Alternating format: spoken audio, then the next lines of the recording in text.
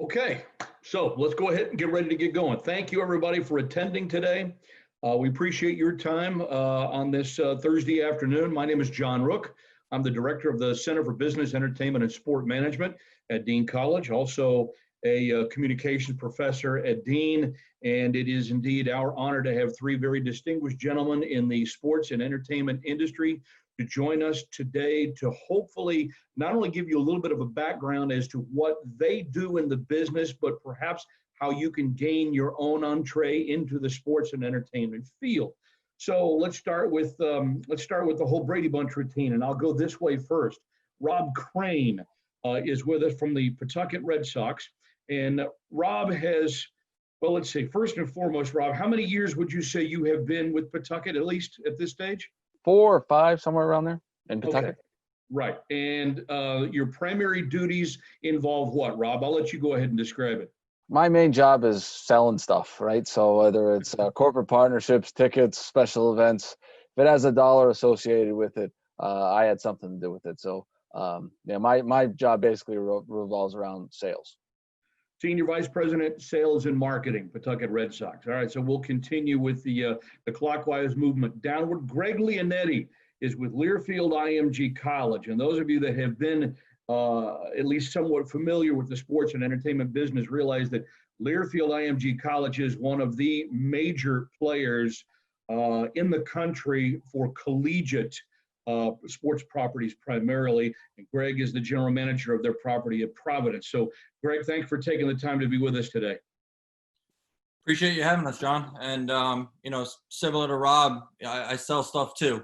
So I handle all the corporate sponsorships directly related to Providence College. And as you mentioned, I work for a company that oversees the media and marketing rights to about 200 schools. A lot of selling, right? A lot of selling. All right. And last and certainly not least, a gentleman who I've had the pleasure of knowing for quite some time, and also a guy that doesn't mind me getting into his hair too much. As you can see, I've worn it all just about away. Matt Quinn, who's the Director of Sales for Kraft Sports and Entertainment.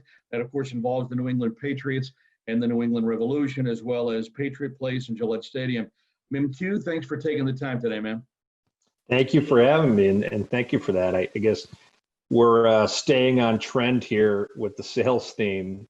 I've been with the Kraft Sports Group for just over 17 years now.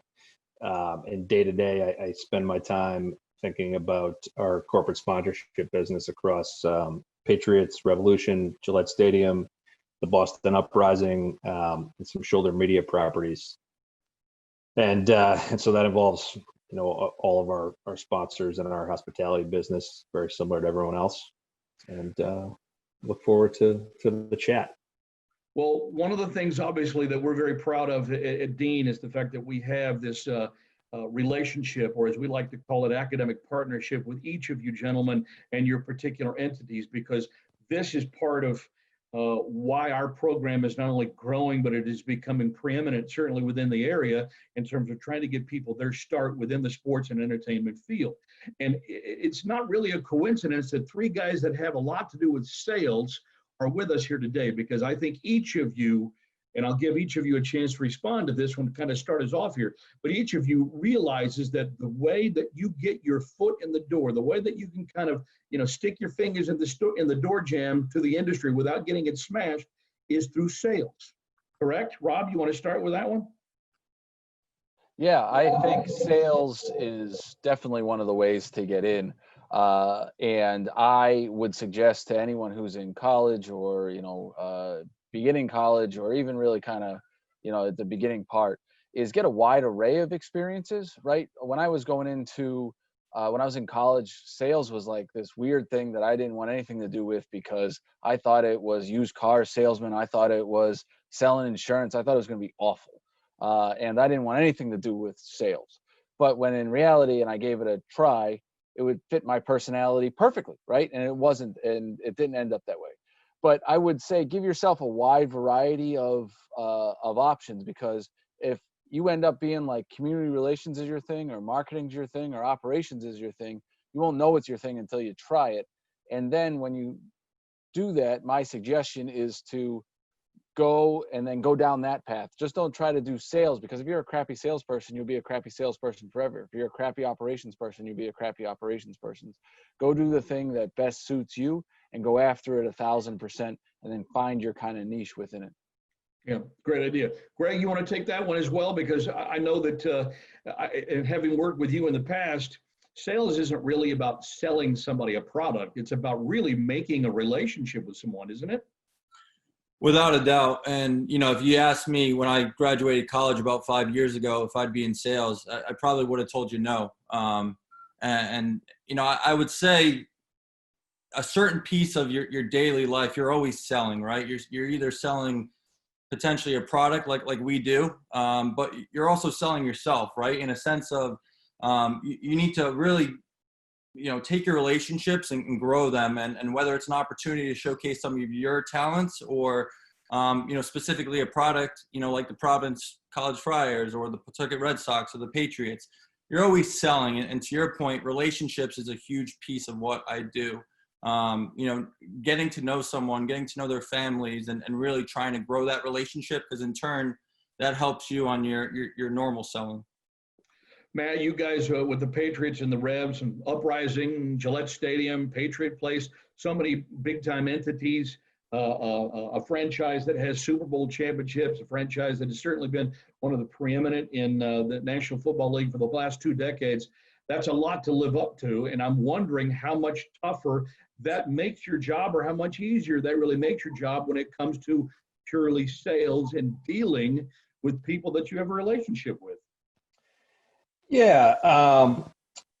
So I think the first thing that comes to mind when somebody hears the word sales and what you think about, you think about maybe transaction or transactional sales, where the salesperson sells you a product, you take your product and you kind of go on your merry way, and that ends there. The difference in sports sales, especially sponsorship and advertising, but even tickets and experiential assets, it's not transactional. It's a relationship driven process. All right. Mm-hmm. So when you start a sales conversation with someone, that takes some time and the relationship gets developed. And then when you get to yes, you don't just step out of the loop there. There's a lot more that goes on to building that relationship, and generally your current customers are going to be the way that you'll grow your business in the future, and they'll be your best customers. So when you bring someone on board, that's really when the selling begins, and you need to keep delivering value over time in order to grow those relationships. So I think about sales that way as almost, it's almost like a consultant sales type role in the sports world for guys like us. Sure. And I'm going to throw in my 2 cents worth here, because I never thought of myself as a salesperson.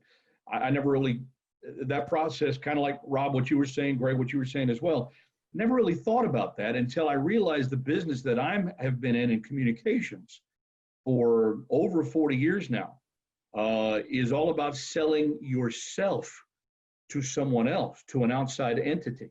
And so when I hear someone say, or I hear one of my students say, oh, I can't do sales, well, baloney. I think that's one of the most ridiculous things I've ever heard, because even in communications, you are in the business of selling yourself to someone to get them willing enough to take a chance on you based on what you can do, what your qualifications may be. It really depends on how you look at it, doesn't it, fellas? Yeah, I couldn't agree more. And I think that's a great example too. I mean, you think about the job process, right? One of the first steps in that job process is an interview. You're there strictly to sell yourself and what you could do for that organization. So I would definitely echo what you have to say there. And I think that's a huge piece of what we do. I'm also going to add in this business that if you get into the communication side of things, one of the first people you should become best friends with is the sales manager. Am I right, Rob? It's always good to be best friends with me. I'll take care of you. I agree. I think that there's, you're always selling yourself, but you're always, even if you're the groundskeeper, right? You're not selling anything. But if you need a piece of equipment, or you need, new, field maintenance equipment, you're going to have to go sell that to your boss. You're going to have to go sell that to the president. You're going to have to go sell that idea to the CFO. And that's a sales pitch too, just in a different way. No question. No question about it. All right. So we want to try to keep this somewhat loose, somewhat conversational, less formal, because I think we're all in agreement here. Less formal is probably better at this stage of the game, in spite of the button-down collar here today.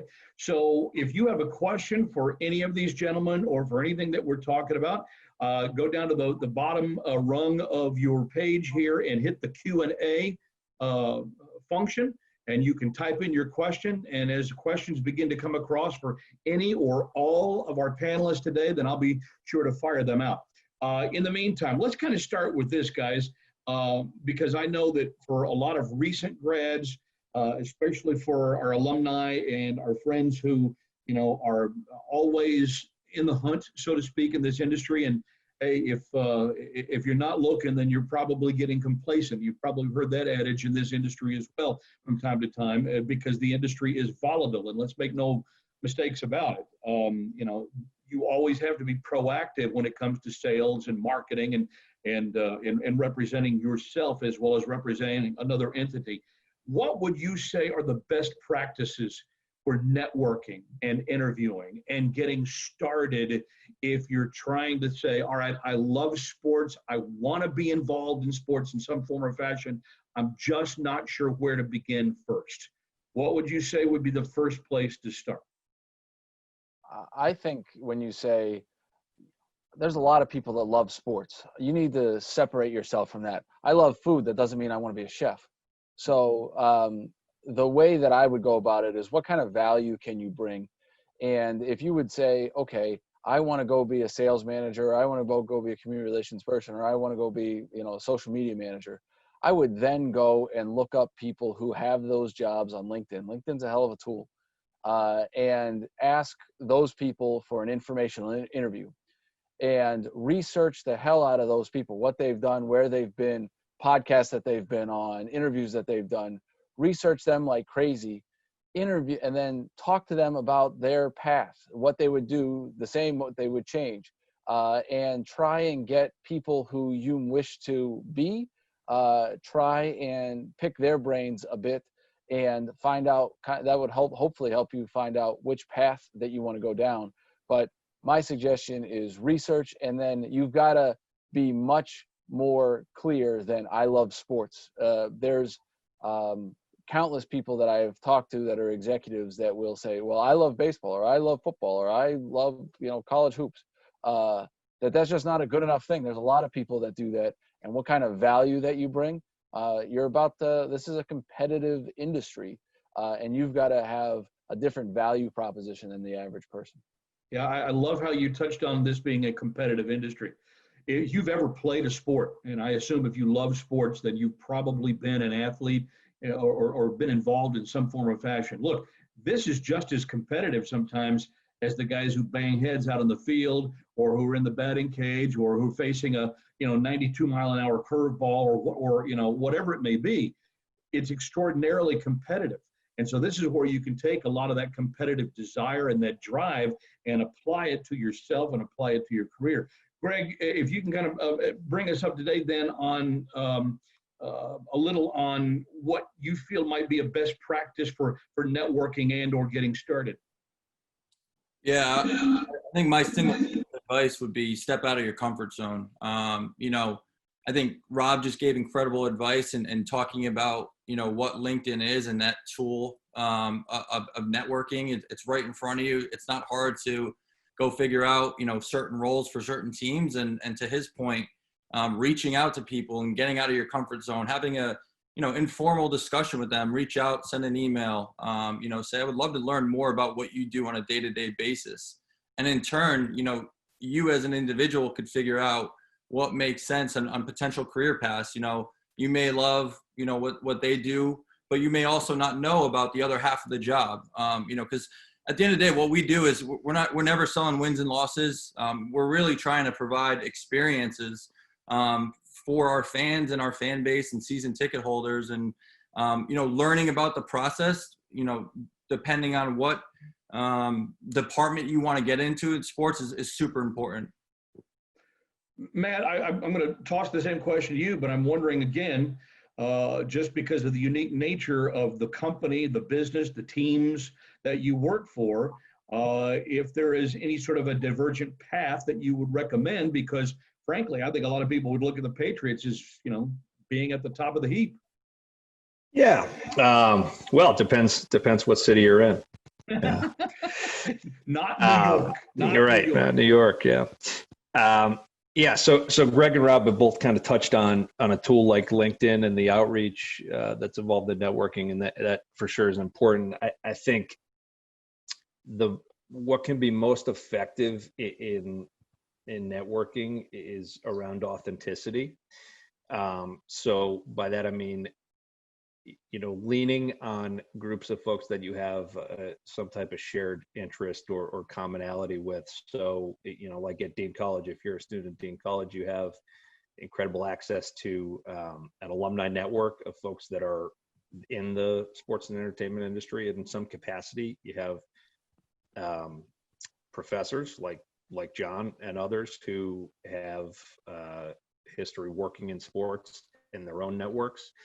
And so by starting with folks that are in your life in some way already, and you have that shared commonality, those are people that are going to be just, have more of an incentive to kind of want to help you. And I would start there and grow my network out from there. That's a good place to start. I think you end up seeing better results faster that way. Right. I know that I would never miss an opportunity to meet someone, introduce myself, hand out a business card, make a contact, whatever it may be, but networking, whether it's online through LinkedIn, or if you have an opportunity now, I guess this day we have to remember to be safe. So an elbow bump or whatever you want to do nowadays, but the chance to make that contact, believe me, is hugely key. I know it is in my particular business, because frankly, a lot of resumes come across your desk, so to speak. A lot of emails fill up that inbox. To me, what's going to make you stand out amongst all those emails and all those resumes that you're going to get? And a lot of times, if you can add in a personal touch to that and a chance to make eye-to-eye, face-to-face contact with somebody, that's clearly going to stand out, correct? Absolutely. All right, let's. We had a question here, and I thought this is a great way to go, at least next, as to what each of your paths to your current position really was to get right now. Can you give us a bit of a background where you started and how you saw your path continue to sort of unfold? Matt, you want to start with that one this time? Yeah, I'll start. So I go all the way back to my college days, which are long behind me now. But I went to UMass Amherst. I was in the sports management program there. I would be lying if I said when I was 18 years old, I knew that I wanted to have a career in sports, and this is what I knew I'd be doing this many years later. But like a lot of young people, I thought sports was cool. I was interested in it. It sounded fun. But throughout my college career, I embraced the program. I took advantage of a lot of opportunities. I worked as an equipment manager for the football team. I worked in the UMass ticket office. I worked in the UMass Mullen Center operations department. So I changed over a hockey court to a basketball court and back again. That led to a couple of internships during summers between college years. And then somebody who was an old boss at an internship knew somebody who was working for the Revolution in 2002. And so I was able to make an introduction there and start as an unpaid intern back in the days when you had unpaid interns. And I did a bunch of different things for the soccer team. Soccer season went into football season. I did a bunch of different things there. A number of years later, after, a bunch of different roles, I kind of merged into the sponsorship business, started kind of servicing accounts and understanding what that business was like, and stepped into a sales role in 2007-ish. We had a pretty good run, so there's been a lot of activity and a lot of growth across the organization. I mean, when I started there in 2002, if there were 80 people, and John, you've been there the whole time, so if there were 80 people there day to day at the stadium, that was probably a lot. Now we have 600 or 700 folks and a lot of different business extensions. So it's for me, it's been a great place and a place with a lot of opportunity and always something new to learn and think about. And that's where I am today. Finding something that is key to including your own personal growth, I think, is hugely important. Matt, you clearly have found that niche. And I think one of the unique things that in the relationship that we at Dean have with all of you guys is the fact that I've actually worked in each one of these organizations for a long time, but it's been a blast. I wouldn't have it any other way. Greg, I know your computer's getting ready to run out on us here, but I wanted you to kind of give us a bit of an overview of where you started, and then I'll let you run off and get your charger. Yeah, I appreciate that. So I graduated from the University of Connecticut in 2015. I know I have to cover up my my PC patch and my Yukon patch sometimes, but for me, I think I was very fortunate to fall upon some of the opportunities that I had. Starting back to my junior year when I got an internship with a marketing agency called MKTG. Again, very fortunate enough where I was able to be a part of the Nissan Heisman House for about 3 or 4 years, where we essentially would go to different college campuses and set up a fan activation that invited them to come in, take pictures, and meet Heisman Trophy winners and ask them questions. And with that, I was able to kind of see the country and try different foods and see different cultures and have so many experiences that I was very lucky to have. And with that, I decided to make a change in my career as I was getting kind of sick of the travel and being on the road all the time. And, I was very familiar with, at the time, it was 2 companies in Learfield and IMG College, because when I would go to these different campuses, I would work with these points of contacts on the logistics of the event. So I decided, it wasn't necessarily a sales move that I was going to, make the jump, but I wanted to be a part of that organization. And as we spoke about earlier, I utilized my network to make some of those connections and just found more about what they do on a day-to-day basis. And it became very clear that that's what I wanted to do. And, I got a job over at the University of Rhode Island. So we talk about UConn, Providence College, and URI. And I was there for about a year, not selling, doing what we call executing and activating, which is basically anything that we do go to market and sell. I was making sure that I was running. And through that, I gained, tons of great experience. It wasn't necessarily your quote unquote sexy job, because you were really asked to do so much. But with that, I learned so much stuff that I wouldn't have traditionally, if I stayed in a certain career path. And, a year after that, I took the role at Providence College and began my career of selling. And a year after that, I scared away my former boss and current Dean College employee of J.J. Alberts. I scared him away and took over at Providence College. So, I was very fortunate to have a great internship opportunity, utilize my network to make some connections, and then was very lucky to have some of the turnover that we had that you don't, traditionally see as much of. But I kind of rode that wave as it happened. All right. Now go fix your computer and come on back when you get a chance. All right. We'll see you guys soon. All right. You got it. Rob, let's turn this now onto you, only because, one of the questions that I would even have for you in terms of getting started is, did you see yourself in minor league baseball? Did you see yourself, working your way up? Do you aspire still to go to a major league organization? How does that enter into your career step ladder? I have no idea. I was a baseball guy through and through. I always say I haven't missed a baseball season since my mom was my first t-ball coach when I was 5. So baseball kind of runs in my blood. I played in college. I went to Springfield College in Springfield, Mass. And I've always loved baseball, but I didn't say it's baseball or nothing. That was just kind of the way that it worked. So I got my start as a group sales guy in Battle Creek, Michigan for the low A affiliate of the Tampa Bay Devil Rays back then. I was making 16 grand and selling $3 tickets and 5% commission or something like that, or 5. Yes. Anyway, I was broke. But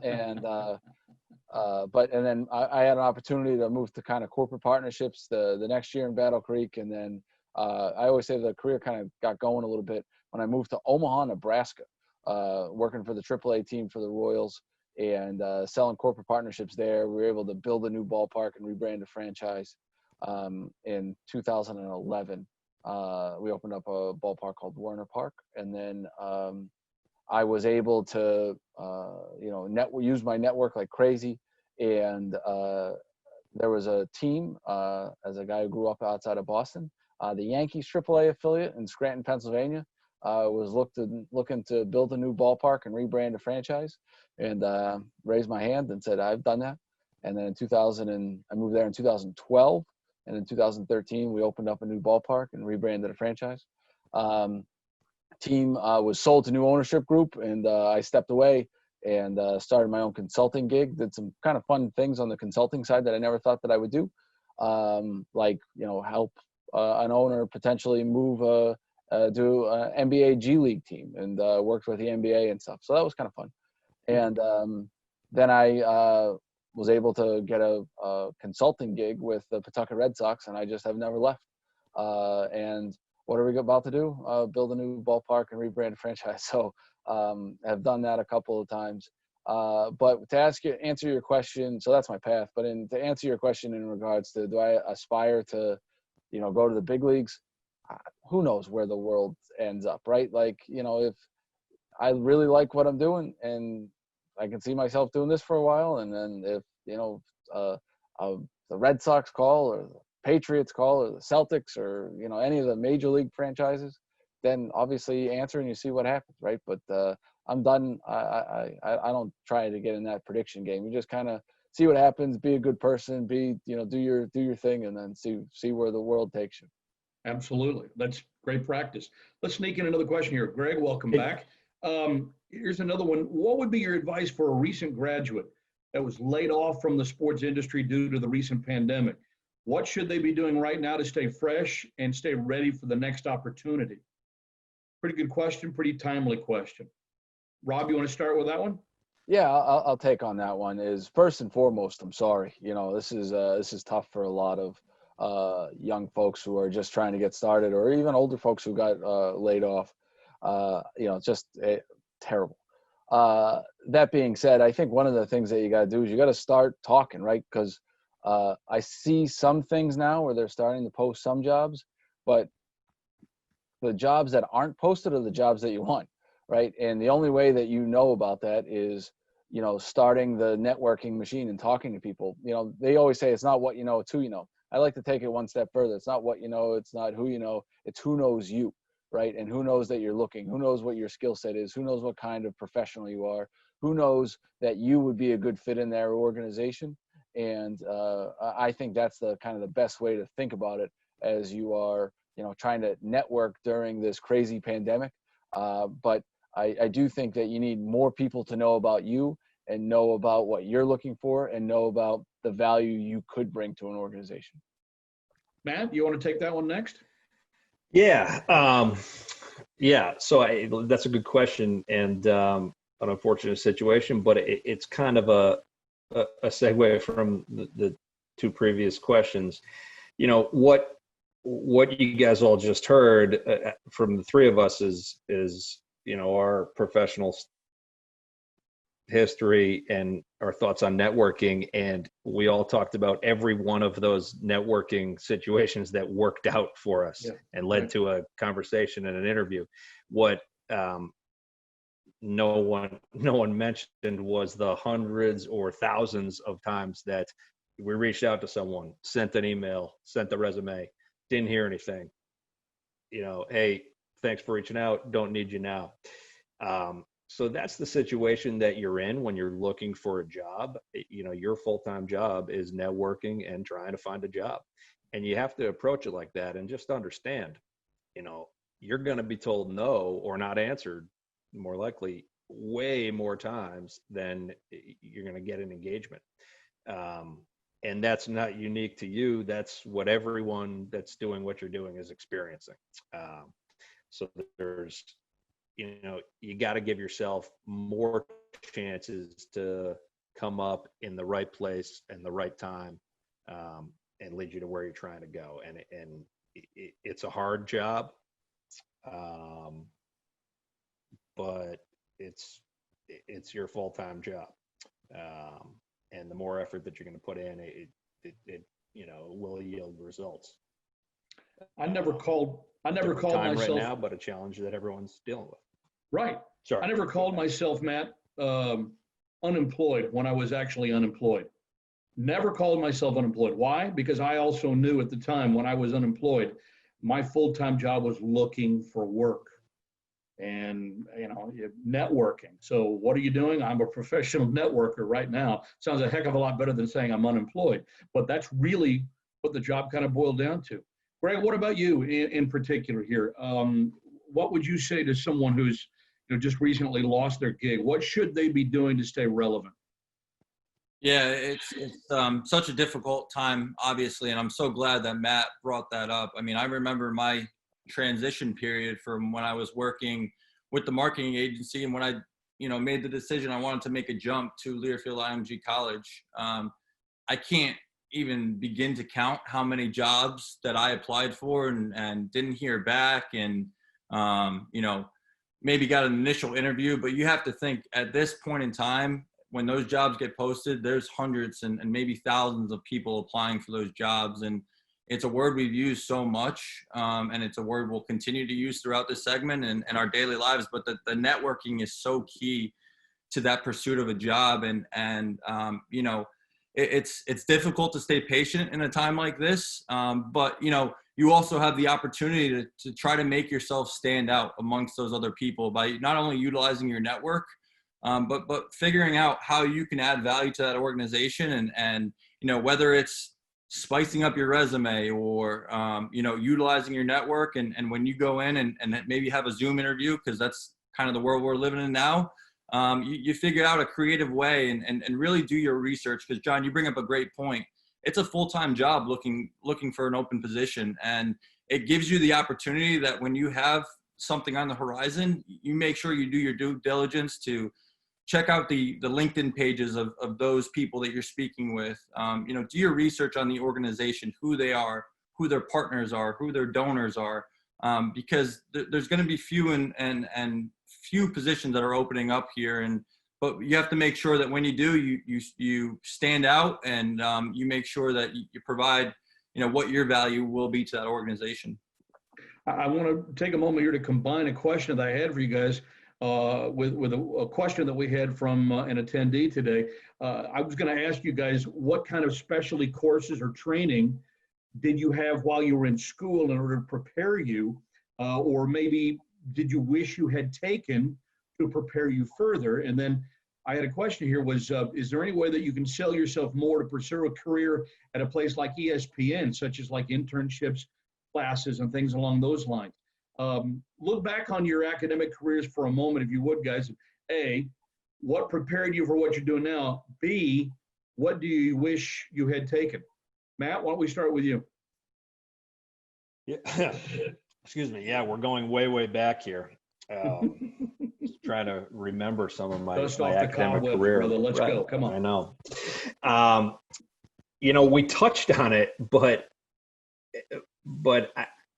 I think, in my college career anyway, the formal sales training and sales and communication focused stuff, I don't think that I had enough of it. I think it would have served me better to have focused more on those things. I think that sales and communicating and telling your story or persuading somebody else to go down your path of thinking is prevalent in every aspect of what we do, whether you're selling something or not, whether you're internally trying to push a policy a certain way, whatever your role is within any of these organizations. If you can communicate your thoughts well and get others on board with the way that you want something to go, you're going to have a lot of success.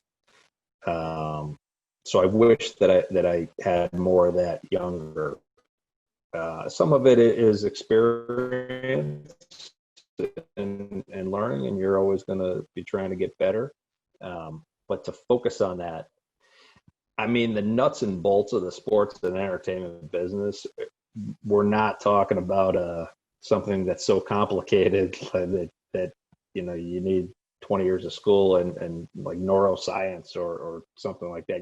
Anyone can kind of learn that, but the way that you communicate and sell, again, being authentic is important, and the more time that you spend doing that and focusing on it, I think will help you. So you can't get around the importance of that for me. Rob, how about yourself in particular? What did you do? What do you wish you had done? I think I see there's 4 things that jump out to me that I wish that I had done more. One, I wish I would have focused, maybe more focused, but on the financial side of it, right? Like the accounting classes is being able to, be fluent in what a balance sheet looks like, a P&L, what that looks like. Hugely, that'd be if you have that, you're already ahead of the game. 2, I deal every single day, and I'm sure Greg and Matt are the same way, in contracts. I wish there was contract law, right? I'd love to be able to, I wish I knew more coming into this than contract law. This is kind of a lot of learn on the fly type thing. 3 was English. Now more than ever is we are writing emails, we are writing proposals. There is more written word now than any time ever, right? It's you pick up the phone less and less and less, and you type and type more and more. And some of I know that it's something that you can always get better on. But some of the English that I see coming out of people now is like shocking. And I wish I was better at that. And then 4, at least where I went to school, you basically had 2 internships. Like there was a short one and a long one. I wish there was required an internship, if you will, every year, right? Like that would help get more experience throughout my college career. Yes, there was a lot of great things and what we did well, but those 4 things, English, finance, law, and more experiences, those would be things that I would recommend to folks. Rob, I'm going to hire you as my agent, I think, because you're speaking right to what I preach to my students, especially the writing part, which is number 1, and number 2, the experience part. And of course, those who have been to Dean, they know that an internship is required before you leave Dean College with your bachelor's degree. And I agree to that. The more internship, the more experiences you can have on your resume, that is what makes you stand out above all the rest when it comes to competing for jobs. Because you as someone who would hire, Matt as somebody who would hire, Greg as someone who would hire, you want to know what have people done, number 1, and what can they do for you, right? And so if they've got that experience, that's going to immediately vault them to the top of your particular wish list. Greg, how about in your particular background? What is it that you took to prepare you? What is it that you wish you had taken to prepare you further? Yeah, I was in a course that allowed me, because UConn is such a large school, I was in a major that was called individualized major. So I got to pick and choose specifically what my courses looked like. Much of my classes and coursework revolved around sport management, but I also did take some of those accounting classes. I took a negotiating class. I took an entrepreneur class, which, as you learn about the sport industry, we kind of combine all of those different courseworks into our day-to-day life. And not to continue to echo what Matt and Rob said, but I think experience and internships are so important, right? Like what we do is not rocket science. We sell signs for a living. We try to really build relationships with our customers and interact with our different, upper management. And, my advice would be, what's stopping you from having an internship after your freshman year?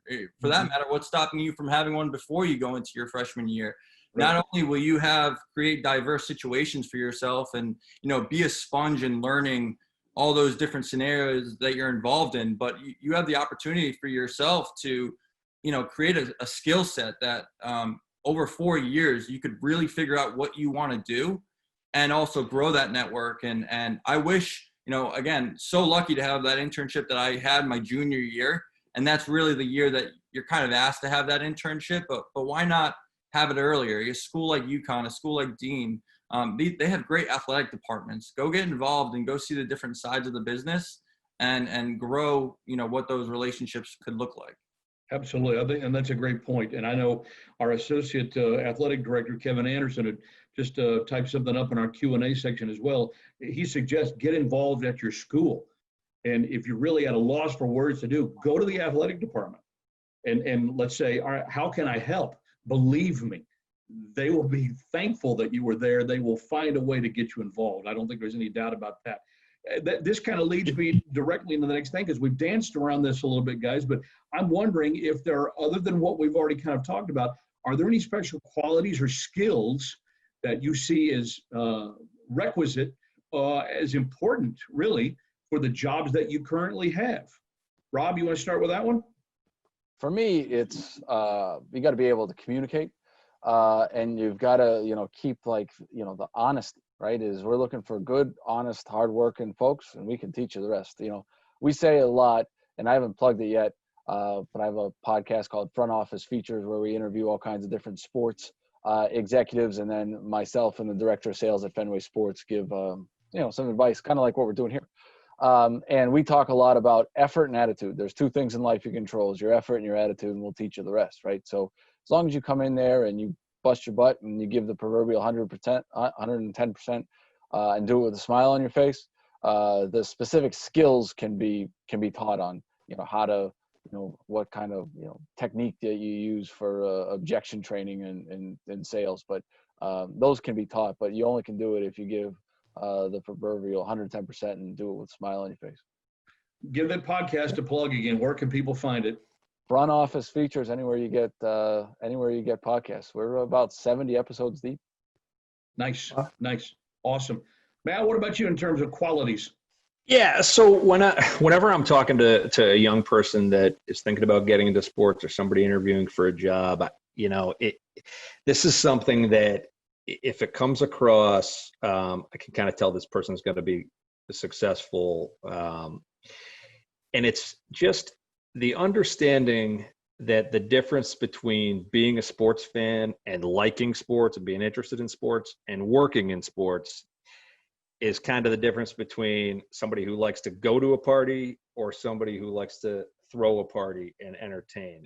And what I mean by that is, when you're working in sports, sure, I love football. I like to watch the Patriots. I'm rooting for the Patriots. But when I'm at work at a Patriots game, my concerns are around is everything that we need to be doing for our clients going well? Is the signage rotating correctly? Are people's suites operating effectively? Is everyone who needs to be where they need to be? Are they getting there? Are there any issues? It is not, did we just convert the third down or anything like that? So, and that's a big difference. And, I don't know how apparent that is to anyone who's thinking about getting into the industry, but if you're a super sports fan and you don't necessarily want to be the one hosting and not thinking about those things, it might not be the right thing. And folks that understand that earlier, I think, end up having a little bit more success. So that's something I always try to look for. And it kind of comes across authentically. Sure. Greg, how about you in terms of special qualities or skills that you think are really requisite for the job that you have to do? What are you Yeah, looking for? I always look for someone who could be a problem solver and the ability to adapt on the fly because you know, though we would love to have an influence on the third downs and extra points, what our business comes down to is our execution of what we sell. And there's so many times where stuff's not going to go the way you want it to. John, I remember this year our audio at our Friars game went out, and we had to adjust on the fly and come up with a contingency. And to have that skill set is super important because Rob and Matt can attest to this. Stuff goes wrong all the time. It's how you adjust and resolve that problem and how quickly you could do so that's really important. Okay. Yeah, we've learned how to adapt on the fly. And really, that's almost the exciting part about sports, guys, is that things change all the time. I mean, things are changing now. Obviously, our current landscape is such that, we actually are hoping that things change and return to the better. But the ability to adapt to whatever the situation presents itself to you, to me, is the greatest single skill I think anyone who wants to get into this field can possess of themselves. Because if you're willing to adapt and change to whatever your environment is, and you're that can-do person, that sounds cliche-ish, but honestly, that's what we all look for in this business, isn't it? Yeah, right. Can do. All right. I got a question for Rob here. This says, what is the state of minor league baseball right now, speaking of adapting, and will there be job opportunities in the foreseeable future? It matters how foreseeable there is. Yeah, minor league baseball, I don't know, right? We are waiting to hear from what Major League Baseball does, and does that affect us? And how does it affect the minor leagues? So you guys know about as much as I do, what's going on in the news. So we're hopeful that we can play some sort of baseball this summer because, it's what we do. And we're hopeful, but I know nothing. And, I do think that, if there's any jobs in the foreseeable future. Here, I'll give you an example.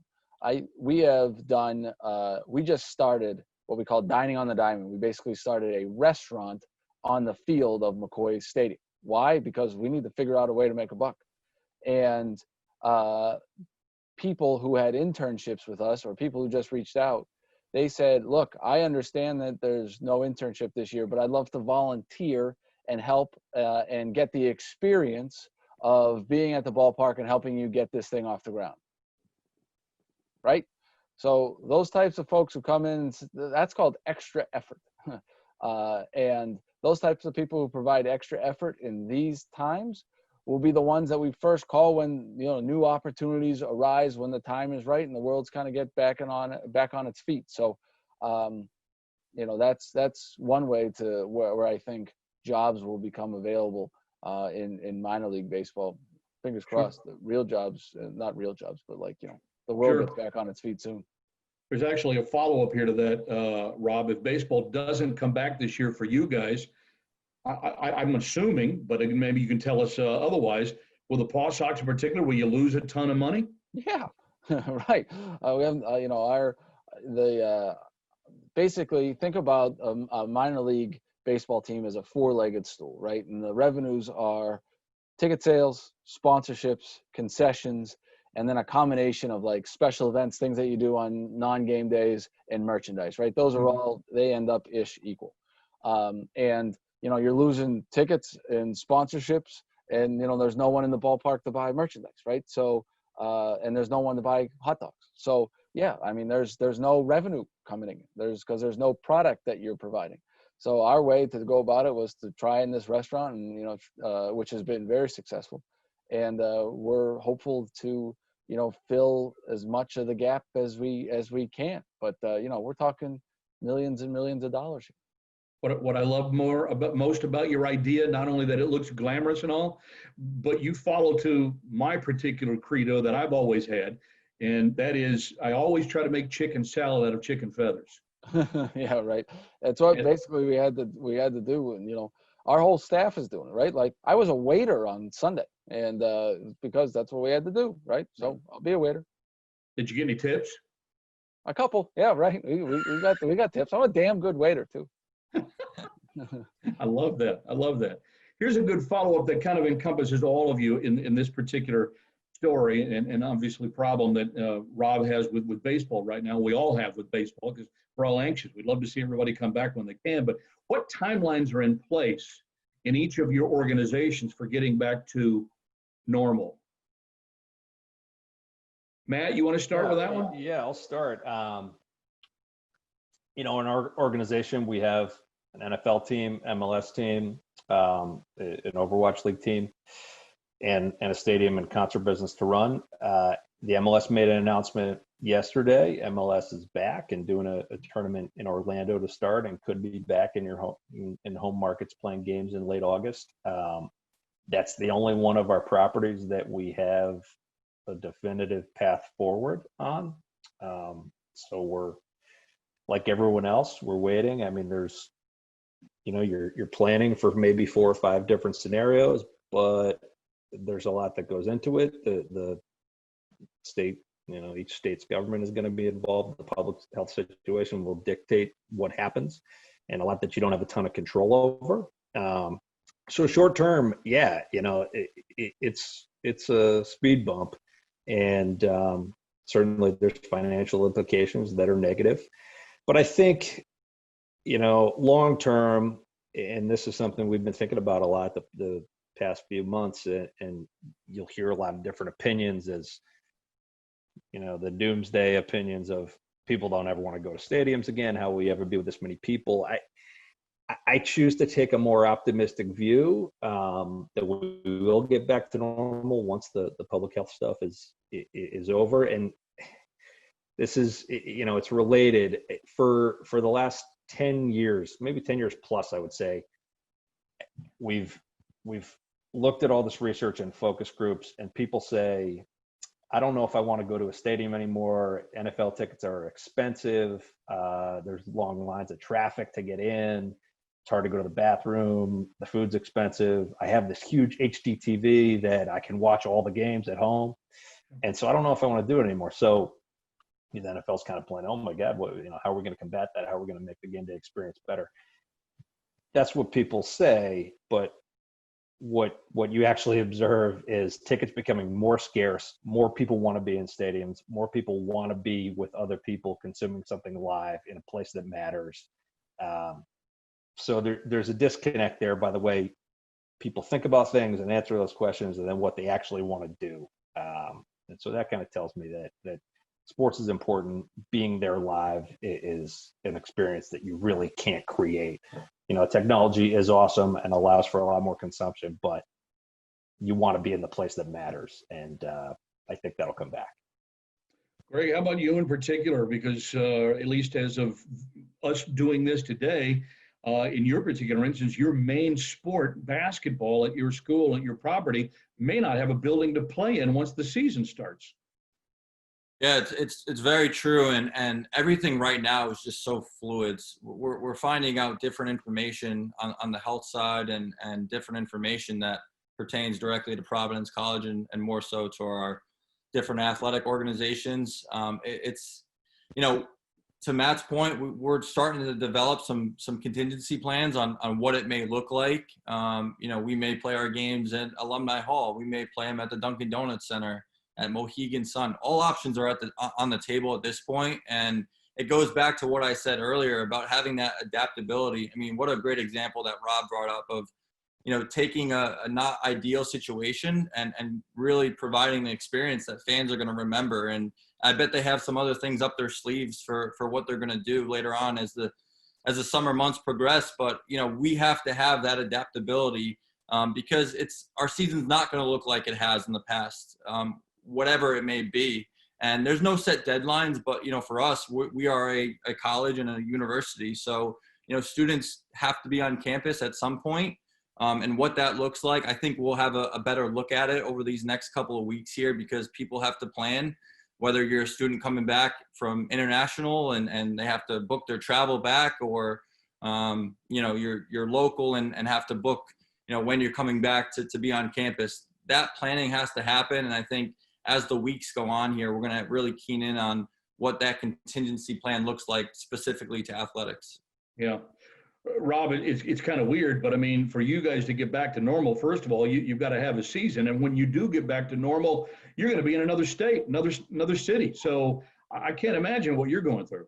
Yeah, it's for us. It's like we'll see, right? Like someone's got to tell us, and we're just trying to be as creative as we can. And Greg, if you want to play hoops, we'll put a basketball court down on second base, and we can play hoops at the outside. I've seen teams do it, but we can. We're just trying to be creative, and we'll see what happens. Right now we've got a lot of balls in the air, but so does everybody else, and we just got to be. This is kind of where the hard work and honesty and, good communication comes through. So, we're trying to lean on those principles during these difficult times.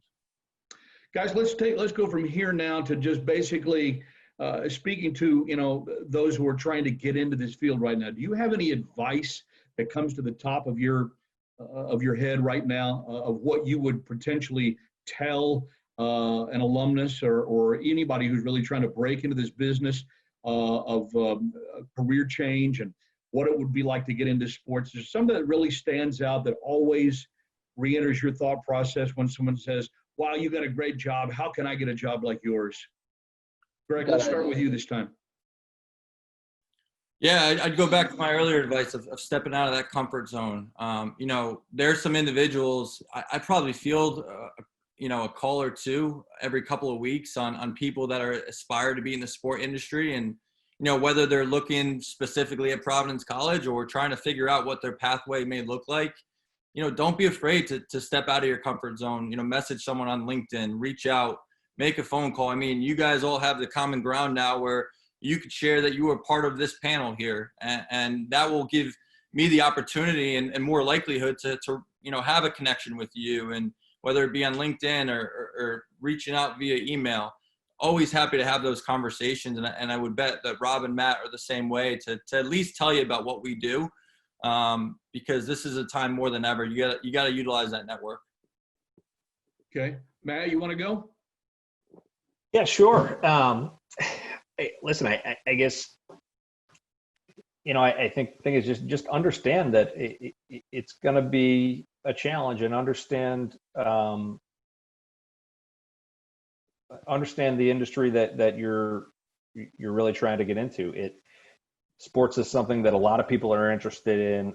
It's a positive thing in a lot of people's lives. It's an easy thing for somebody to think, man, that's really great. I want to work there. So, what that does is it creates a huge pool of folks that think they want to do it, that you're competing against for a relatively limited number of jobs.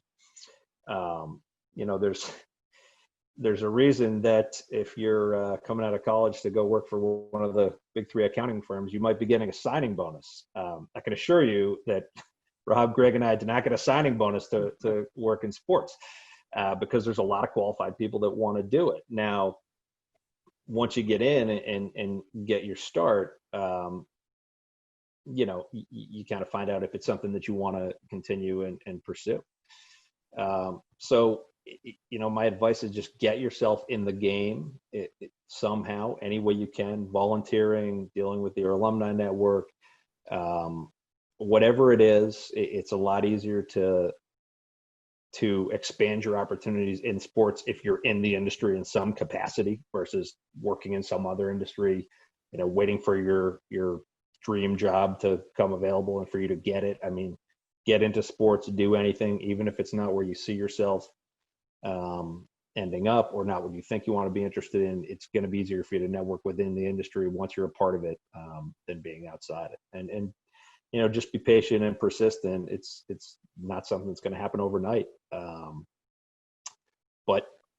But I think for all three of us have found it to be a rewarding career path, and we're still doing it. So that's good. Yeah. Glutton's for punishment, all of us, right? Yeah. I like that. Rob, how about you in terms of advice that you might give, an alumnus of Dean or for anybody trying to break into this business? I think I talked about it a little bit earlier. This is where you've got to really do the informational interviews. This is where you got to network like crazy, and it's all about who knows you. And trying to make sure that that is in a strong place, because that will help you the most. And then secondly, but just as important, is to listen to Front Office Features, the podcast that I Yes, I like that. Nothing like a good old plug. I'm a sales guy. Of course, and we understand that. And actually, that kind of leads into another question I had here. Are there publications or websites other than the obvious here, Rob, that you guys subscribe to, you follow, that you would recommend for anyone who's trying to break into the industry as potentially good information and or job lead areas? Rob, you want to start? I think Sports Business Journal is always kind of as the pulse of what's going on, and then there's it's different obviously than mine, but it's called Front Office Sports, and they have a free newsletter to sign up for, which I would recommend. It is very good. Yeah, I subscribe to both. They're very good resources. Matt, anything in particular? Yeah, Sports Business Journal, like that's the bare minimum. If you want to be in the sports business world in any capacity, you have to be reading that cover to cover every issue. There's a ton of sponsor advertising related tools and databases, and over the course of my tenure we've used 5 or 6 different ones. Sponsor United is a good one that we're using now, but that's a little more granular. Right? Sports Business Journal is a must-have. Greg, anything else that you've come across, maybe in addition to a publication, a website that you frequent? Yeah, I would echo the Sport Business Journal. Bare minimum is a great resource, and I'll try to appeal to the youngsters on the panel here that are listening in. I think Twitter is a great tool out there. There's so many accounts, whether it be certain personalities. Darren Ravel does a great job of giving a look of the business side of sports, or there's so many accounts out there that's really easily accessible at your hands, and you could get into a rabbit hole of different accounts. And I would say utilize those social media, tools that you have right in front of you. We've got a couple of minutes left here, so if you have a question for any of our panelists or even all of our panelists in general, go ahead and fire away by using that Q&A function here on the chat. I have one more question for you guys as well before we finish up with other questions from the audience. And Rob, you obviously touched on this already, considering that you've turned McCoy Stadium into one of the finer dining establishments in the state of Rhode Island as it currently stands. But what other things are you guys working on right now with basically play, with work stoppage going on, and any plans for your venues to be used differently for not only your own events, but maybe for other events? And I know, Rob, you've already started. I'll come back around to you in a minute. Matt, let's start with you on that one, because I know that the one thing that I've noticed is that Gillette Stadium turned itself into a drive-in movie theater over the last couple of weeks. Yeah, we've done the drive-in movie theater at Patriot Place, which has been a cool adaptation and a way to get some folks on site. At Patriot Place, we're now restaurants are coming back online with outdoor dining in Massachusetts, so we're able to see a few more people on the property. In my world, the big project has really been trying to understand how this is going to impact each one of the team's season, and from a sponsorship perspective, what the deliverables are. So right now we have the MLS tournament going on in Orlando, or going to start in Orlando. That's different from hosting Revolution games in your own stadium in terms of what the sponsorship inventory is. We have sponsorship contracts we need to fulfill. Some elements may change, some may fit well. It's an ongoing thing.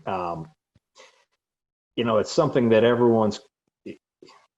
you always thought, something could happen and games could be canceled, and what would we do? But it seemed like such a far-fetched idea, right? Like, what's going to cancel a pro sports game, or it's just not going to happen, that I don't think anybody in the industry thought through the whole plan. So you're having to learn a lot of stuff and figure it out on the fly. Sure. But we're getting through it, and that's what's taking up a lot of time right now. Sure. Greg, how about you guys? Any different thoughts around venue and or other ideas? Yeah, I'll kind of key in on other ideas. So much of what we do on a daily basis is going to digital, going to social. It's such a trackable space to really zero in on who the demographic is of your fan base and how they're interacting with brands. And that's the way pre-COVID, we'll call it, that the business is shifting. And I think now we're focusing in on it more than ever. And it's going to be the trend of sports as we know it. And, Reed Zach from my team and all of PC Athletics has done a phenomenal job of really keeping fans engaged. Because what we try to do throughout the year is, we will only have 17 home games for basketball. How do we engage our fans and our brands on 365 days a year and extend past game day? That's our challenge, right? How do we really magnify our sponsor involvement, and digital and social is a way to do so. And we're constantly looking at other organizations, pro sports teams, collegiate sports teams, high school leagues for that matter. Everything's on the table of how we see what they're doing well, and how do we tailor it to our athletic department and our demographic. And that's a big focus of what we're doing now. Let me follow up really quick with that, because I had another question from one of our participants here that asked if you think college hoops might try to do something similar to what the NBA is talking about doing for a potential return. You'd have to inform me a little bit more about the NBA. So are they, last I heard, they're in a centralized location? Is that the Bubble City plan for the end of July in Orlando, just similar to what the MLS has announced yesterday that they're doing? Yeah, I think, we have the luxury of basketball season for us is many months away. So what the season looks like, where we play, how many fans, if any, we play in front of, we do have a lot of time. The benefit is we get to watch leagues like the MLS and NBA and see, what they do and kind of react and see, again, how do we tailor it to Providence College specifically. So not that we want to be reactive at this point. We're definitely proactive in our planning process, but we have a good eye on what some of the other organizations are doing. So it does give us a little bit more flexibility because our season doesn't start until November. That's actually a great point. And Rob, I'm wondering how much you guys in Pawtucket took a cue from someone else trying another idea to help you in your own creations, especially in turning out the restaurant idea at McCoy Stadium. Yeah, that started from someone. We had an idea of, why don't we do curbside pickup, right? Like a big kitchen, we can do food. And then it says, well, why don't we put some tables on the field and we can feed them? And that came from, we had a big food truck and craft beer festival not long ago, last year, for the last 3 years. And that's where it all kind of came from and melded together, and boom, now we're serving lobster rolls at second base. That's just kind of the way that it's come from. And, we're going to try everything, whether it's drive-in movies, or if we can do fireworks, or if we can do a lot of different things. We've had a handful of smaller graduation ceremonies, and maybe we can do some larger ones too. So we're open to anything and everything. All right. A couple of final questions here that I have for you. This one's pointed specifically to Matt Quinn. Do you think losing Tom Brady might make sales go down? Well, that's, what do they say? All good things must come to an end, right? I think that it probably would have been a lot different had this, pandemic not happened, right? I think this has just changed the landscape so much, and what we're hearing from fans, it would have been great if Tom just could have played forever for the next 100 years, but sure. But that's not reality. And if you told me, hey, we can have football back and people can come to the stadium and all that'll be business as usual, but you can't have Tom Brady, people will take that, I think. And it'll be something different to watch. You might watch more defense. It's going to be intriguing, and there'll be a lot of storylines with or without one player. You still have a lot of the things you had there. I can assure you that the organization still intends to try to win through, whatever way we can. So there's still a lot of focus in the building, and I wouldn't worry. It'll be an interesting year for a lot of reasons, and Right. that's just one of them. I think that actually speaks to a larger issue that each of you has to handle at some time or another in your business of being in sports, is how the makeup of the players, the athletes, the makeup of the team affects your ability to sell the product. So I'm wondering how you balance the need to sell a star versus the need to sell for another reason. Is that even possible to do? Rob, what do you think? For me, it has no bearing. I don't even know who the players are. There's 25 guys that show up on the after spring training, and then by the time that the season ends, 6 of those guys will make it through the entire year. I don't worry about selling players. You might sell an occasional rehab guy that comes down, but for us, it's not about the players; it's about the experience. So for us, it's a totally different thing than I would imagine that it would be with my colleagues here, Greg and Matt. Sure. Greg, it's a little different for you because you've got college players, although the NCAA is getting ready to tackle the whole name, image, and likeness issue, which is going to get started pretty soon. And so you're getting ready to open up a whole nother, set of issues here, I think, in that regard. Yeah, and it goes to what I said earlier. Ultimately, we don't sell wins and losses. We sell experiences, and that's what we do on a daily basis of connecting those brands with our fans. And we do certainly. Does success help our overall storytelling process? Of course. If our team is undefeated in the Big East, there's going to be more butts and seats at the end of the day, and our attendance numbers will spike. But truly what we do is we sell the brand. Providence College has an incredible brand in the Northeast, and, small school and alumni footprint, just because, there's only 3,000 to 4,000 students that are in there. But, Providence College has people that, you may have went to games with your granddad. It really has the ability to bring back memories of how you took in some of those games, and maybe when they lost one of the big games, you threw your glass at the wall. It creates passion. That's what we do at the collegiate level. We sell the brand of Providence College. Mm-hmm. And Matt, for so many years in the last 2 decades, you've sold winning.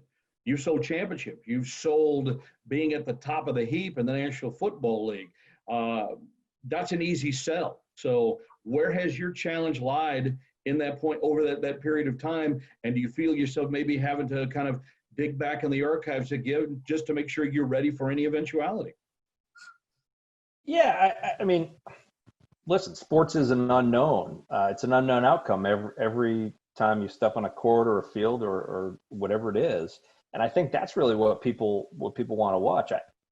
We sold winning. I think that certainly in the NFL, if your fan base thinks that you are doing everything you can to have a chance to win, I think that's what people are responding to more than the guarantee. I think if your fans knew that all you had to do was show up and you were going to automatically win, well, there's no intrigue in that. I mean, they want to feel like you're doing everything you can to have a chance, which you are, if you're doing it right. And then you see what happens, and you want to see that unknown outcome. That's why you pay attention. That's why it's important to watch.